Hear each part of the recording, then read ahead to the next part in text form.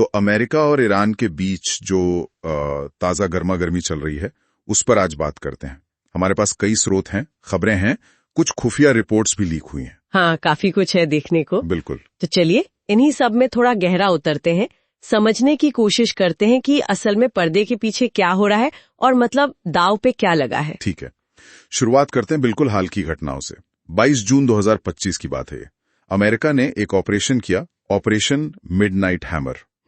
इसमें ईरान के 3 जाने माने परमाणु ठिकानों को निशाना बनाया गया, फोर्दो, नतांज और इस्फहान। हाँ, ये तीनों काफी महत्वपूर्ण ठिकाने उनके। और हमले में बंकर बस्टर बॉम्ब और टॉम हॉक मिसाइलें इस्तेमाल हुई।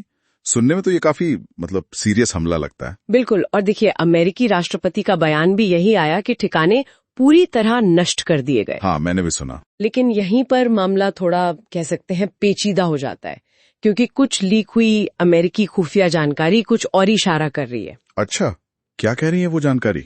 ऐसा लगता है कि शायद जमीनी हकीकत कुछ और है।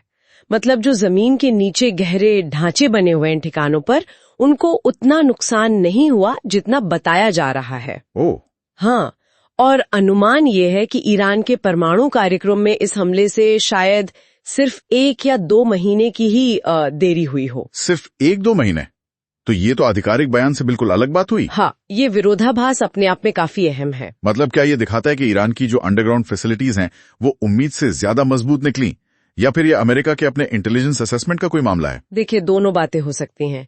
ये ईरान की इंजीनियरिंग की मजबूती का संकेत भी हो सकता है, या शायद अमेरिकी हमलों की जो असल असरदारी है उस पर भी एक सवाल खड़ा करता है।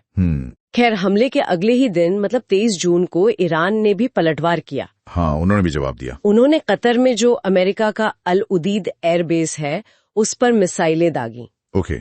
और इसे उन्होंने नाम दिया ऑपरेशन बुशारत अल फतह, जिसका मतलब है जीत की खुशखबरी। हाँ, लेकिन सुनने में भी आया कि उस हमले का शायद उतना असर नहीं हुआ। ज्यादातर मिसाइलें रोक ली गई और कोई जानी नुकसान नहीं हुआ। सही है? हाँ, ये बात सही है। उनका सैन्य जवाब शायद उतना असरदार नहीं रहा, लेकिन ईरान ने दूसरे कदम भी उठाए हैं। जैसे कि उनकी संसद ने जो IAEA है, यानी अंतर्राष्ट्रीय परमाणु ऊर्जा एजेंसी, उसके निरीक्षणों को रोकने की मंजूरी दे दी है। ओह, ये तो बड़ा कदम है। हाँ, ये काफी बड़ा कदम है, क्योंकि इससे दुनिया को उनके परमाणु कार्यक्रम की जो पारदर्शिता है वो कम हो जाएगी, जानकारी मिलना मुश्किल होगा। सही बात है। और साथ ही एक और धमकी दी है होर्मुज जलडमरू मध्य को बंद करने की। होर्मुज जलडमरू मध्य, ये तो बहुत ही संवेदनशील रास्ता है। दुनिया का कितना तेल यहाँ से जाता है?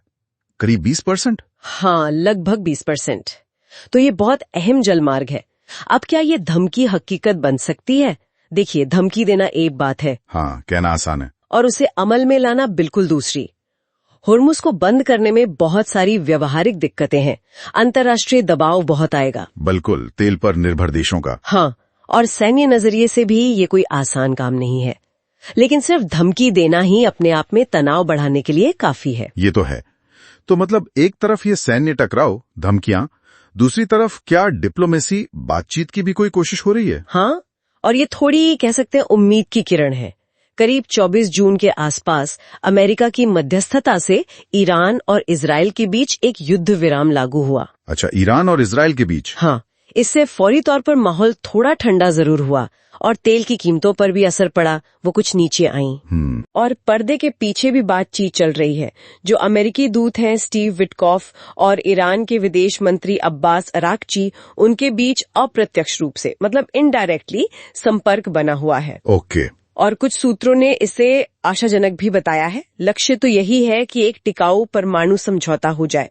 लेकिन क्या वो जो असल मुद्दे हैं उन पर कोई बात आगे बढ़ी है? क्योंकि सालों से झगड़ा तो उसी यूरेनियम संवर्धन पर अटका हुआ है। और बिल्कुल सही कहा आपने, वही सबसे बड़ी रुकावट अब भी है, जस की तस। ईरान का स्टैंड क्लियर है, वो कह रहे हैं कि हम यूरेनियम संवर्धन बंद नहीं करेंगे। दूसरी तरफ वॉशिंगटन की मांग है कि ये पूरी तरह से रोके। तो मतलब बातचीत तो चल रही है, लेकिन जो कोर इशू है उस पर दोनों पक्ष अपनी अपनी जगह अड़े हुए हैं। बिल्कुल, और ऊपर से जो राजनीतिक बयानबाजी है वो भी माहौल को गरमा रही है।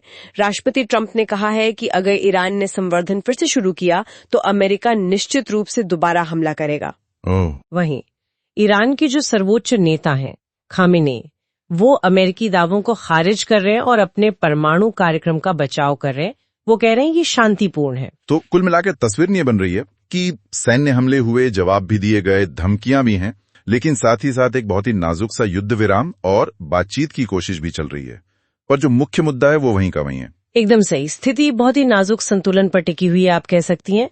अमेरिकी और इजरायली हमलों ने ईरान के परमाणु ढांचे को नुकसान तो पहुंचाया है, लेकिन शायद उसे पूरी तरह खत्म नहीं कर पाए। हाँ, जैसा वो खुफिया रिपोर्ट कह रही थी। बिल्कुल। और ईरान ने भी अपनी तरफ से ताकत दिखाने की कोशिश की है, मिसाइल हमला करके, IAEA निरीक्षण रोककर, होर्मुज की धमकी देकर।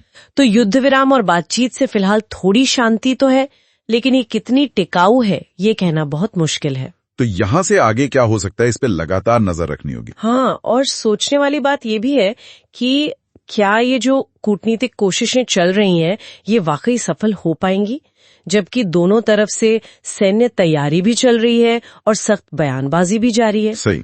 या फिर कहीं ऐसा ना हो कि कोई भी छोटी सी घटना, कोई गलत फहमी इस नाजुक शांति को फिर से एक बड़े टकराव में बदल दे। ये सवाल फिलहाल बना हुआ है।